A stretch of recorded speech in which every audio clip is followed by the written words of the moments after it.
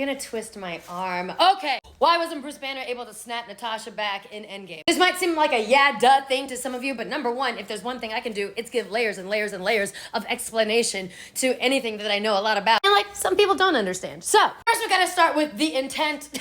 Gotta start with intent of the rules of the Soul Stone. If you remember, Homeboy said on Vormir, he said, a soul for a soul, an everlasting exchange. Why are the rules so serious for the Soul Stone? Because the Soul Stone controls literally all life in the fucking universe. Honestly, to gatekeep that, you want to make the rules so strenuous that it de-incentivizes anyone from just like going after it all willy-nilly. Because you gotta make the sacrifice equivalent to what that person is gaining from their perspective. Sacrificing somebody that they love. Possibly the person they love the most in the world. It also ensures that whoever takes the Soul Stone has some understanding of empathy and humanity and is able to love something or someone and is not really characteristically reckless. That's not a reckless decision to make. Thanos was a lot of things.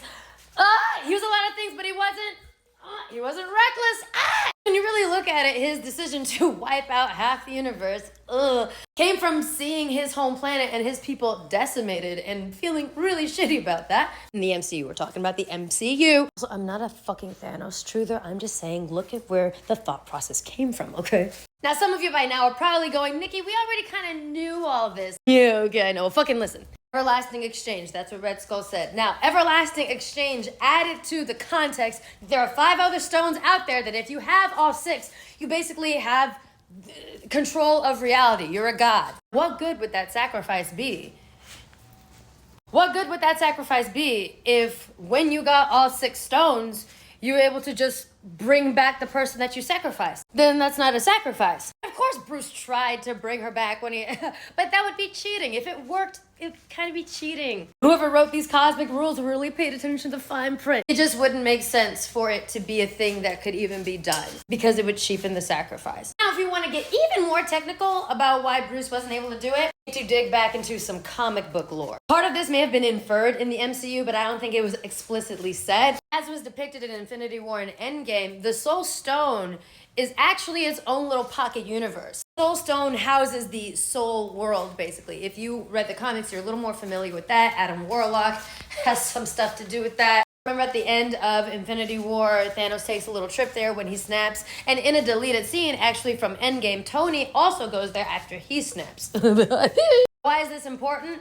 Infinity Stones only work in their own universes. I remember in Loki, I believe they touched on this, and remember they pulled out a drawer in the TVA that was just like a bunch of Infinity Stones from different universes that are kind of useless. They just use them as paperweights. The TVA itself, like, it's its own pocket thing. I don't even know. It exists outside of time and space. So, like, it's an outside thing. Even if whoever wrote these cosmic rules wasn't paying attention to the fine print of that as far as making sure that they don't cheapen the sacrifice, Infinity Stones only work within their own universe. When somebody makes a sacrifice to the soul world, we can assume that that person's soul literally now, it goes to that other pocket universe. They're in another universe, metaphysically, physically, whatever, however you want to think about it.